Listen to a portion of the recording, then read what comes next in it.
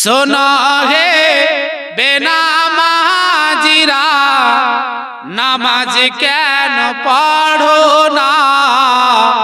শোনো হে বেনামাজিরা, নামাজ কেন পড়ো না? নামাজ তোমার সঙ্গের সাথী, তাও কি তুমি জানো না?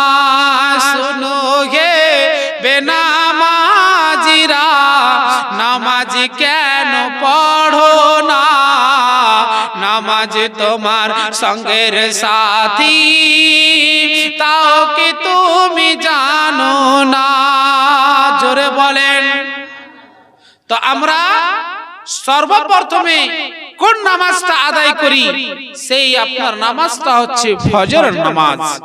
সেই নামাজে জামাতের সহিত যদি নামাজ আদায় করা হয়, অনেক উলামা ইকরাম